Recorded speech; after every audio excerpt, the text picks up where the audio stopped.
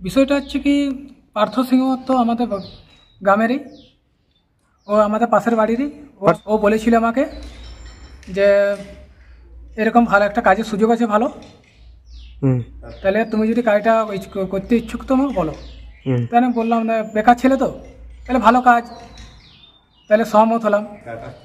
Tata স্টিলের আন্ডারে আমাকে বলেছিল, টাটা স্টিলের আন্ডারে পার্মানেন্ট কাজ, এমপ্লয় মানে পার্মানেন্ট লেটার দিবে, অ্যাপয়েন্টমেন্ট লেটার যেটা, আর পার্মানেন্ট আইডি কার্ড সব কিছু দিবে।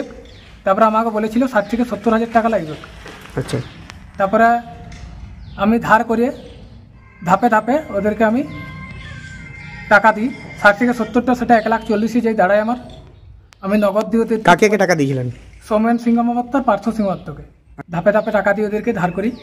সেটা তোমার 90 থেকে দাঁড়ায় 1,40,000, মানে 60-70 কোটা ছিল, সেটা 1,40,000 দাঁড়ায়। নগদ দিয়েছি মানে 50,000, আর গুগল পে ফোনপে করে অনলাইনে 90,000 টাকা দিয়েছি। শুনলাম মানে, তারপরে আমি গেলাম ওখানে।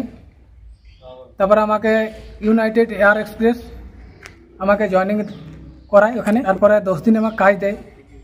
তারা কাজ বাদে আমাকে ওখান থেকে 10 দিন কাজ বাদে আমাকে বলে তোমার এখানে কোনো কাজ নেই, আমাকে বের করে দেয় ওরা।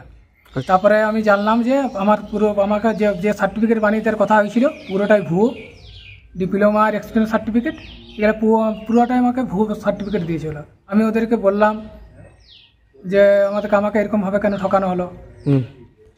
আমাকে ওরা ভুয়ো সার্টিফিকেট দিয়ে প্রতারিত করে। তারপরে ওরা আমাকে হুমকি দেয় যে এই সার্টিফিকেট দেয় তোমাকে আমি অ্যারেস্ট করাতে পারি, বা তোমার নামে আইনের আওতায় আনতে পারি তোমাকে। তারপরে আমি ছিলাম 1 মাস নিজের এখানে কাজ ছিলাম বলি যদি কাজ পাই, দেখো অনেকটা টাকা দিয়ে ফেলেছি তো, কিন্তু ওরা আমাকে কোনো কাজ দিতে পারেনি।